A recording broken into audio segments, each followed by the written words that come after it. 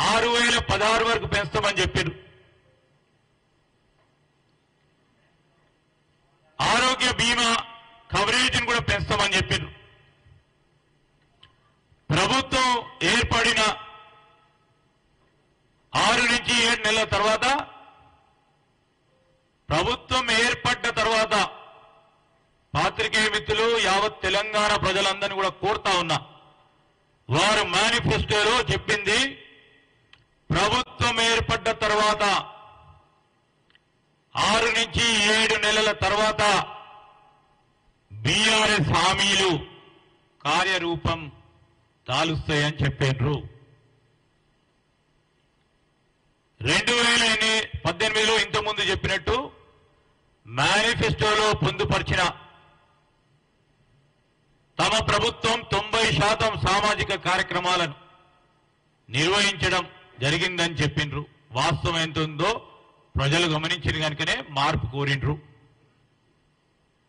మీరు చెప్పిండ్రు 2023 మేనిఫెస్టోలో రెసిడెన్షియల్ జూనియర్ కాలేజీలన్నింటిని కూడా డిగ్రీ కళాశాలలుగా మారుస్తామని. ఈరోజు మేము చెప్తా ఉన్నాం, తెలంగాణకి 6 నుంచి 7 లక్షల కోట్ల రూపాయలు అప్పులో ముంచి ప్రభుత్వాన్ని దివాలా తీసేలా బీఆర్ఎస్ ప్రజల సంబంధించిన అనేక సమస్యలను చెత్తబుట్టలో విసిరేసిన ఆ ప్రభుత్వం ప్రజలకు సంబంధించిన వారి సమస్యలన్నిటిని కూడా చెత్తబుట్టల విసిరేసిన, తిరిగి ప్రజలు వారిని చెత్తబుట్టలో బీఆర్ఎస్ పార్టీని విసిరేసిన, ఇంకా ఆలోచన లేకుండా మాట్లాడుతూ ఉన్నారు. మేము ఇంతకుముందు అడిగినాం, ఇవన్నీ కూడా చెప్పి సరే 30 రోజులకే 25 రోజులకే మీరేదో ప్రభుత్వాన్ని మేము గుంజుకున్నట్టు, అక్కడ ప్రజల తీర్పే లేనట్టు, అక్కడ ముఖ్యమంత్రి గారు కూర్చుంటే రేవంత్ రెడ్డి గారు పోయి ఆయన తోసి కూర్చున్నట్టు,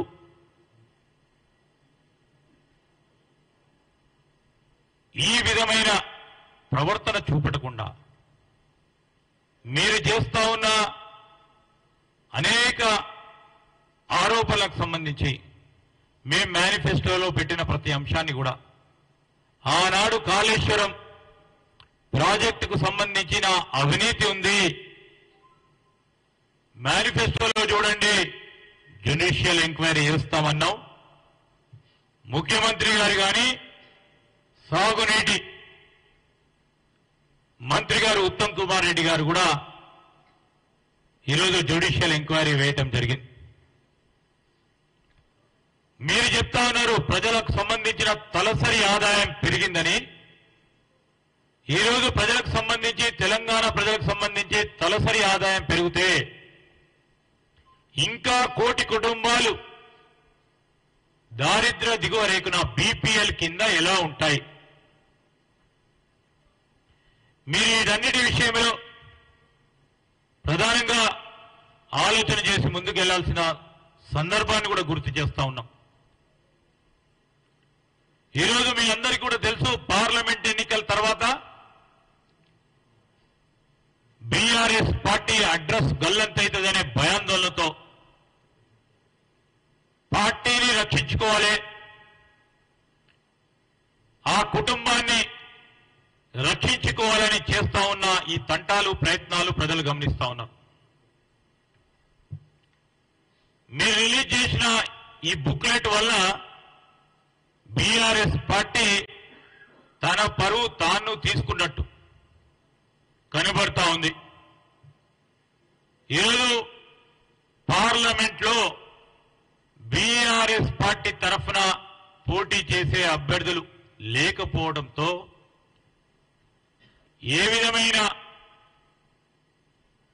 ప్రయత్నం చేస్తా ఉన్నారు, ఏ విధంగా మాట్లాడుతా ఉన్నారు, భ్రమించి మాట్లాడుతా ఉన్నారు, ప్రజలందరూ కూడా గమనిస్తా ఉన్నారు. ఈరోజు తెలంగాణకు సంబంధించిన శాపం, పాపం, కోపం ఈరోజు బీఆర్ఎస్ పార్టీ. అందుకోసమే జనం కూడా అసెంబ్లీ ఎన్నికల్లో వారిని పీకి పక్కన పెట్టిండ్రు. ఓటమి డిప్రెషన్ లో అధికారం మా దగ్గర లేదు అని అసహనంతో మీరు ఈ ప్రచురణ చేసి ప్రజలకు వద్దకు వెళ్దామనే ప్రయత్నం ఈరోజు మేము చెప్తా ఉన్నాం. దేవుడు మా పట్ల ఉన్నాడు, ప్రజలు మా పట్ల ఉన్నారు. తెలంగాణకు సంబంధించిన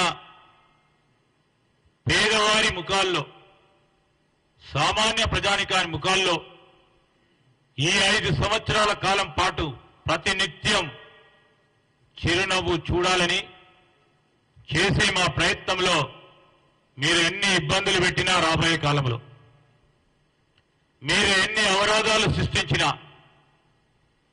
ఒక ప్రణాళికబద్ధమైన కార్యక్రమం తీసుకుంటున్నాం. ఆర్థిక క్రమశిక్షణతో మేమిచ్చిన ప్రజలకు చెప్పిన గ్యారంటీలు, మా మేనిఫెస్టోలో పొందుపరిచిన అనేక హామీలని తప్పకుండా అమలు పరుస్తాం. 100 రోజుల్లో గ్యారంటీలకు సంబంధించి అమలును ప్రారంభోత్సవం చేస్తామని మేమిచ్చిన మాట పైన నిలబెట్టే అంశంలో ప్రజలకే ఒక ఉదాహరణగా నిలబడి 2 గ్యారంటీలను 42 గంటల లోపలనే అమలు చేయడం జరిగింది. ఈరోజు మేము అడుగుతా ఉన్నాం టీఆర్ఎస్ పార్టీ వారిని, ఎందుకయ్యా ఇంత తొందర? ప్రజలు ఇచ్చిన తీర్పుకు గౌరవించాల్సిన బాధ్యత మీకు లేదా?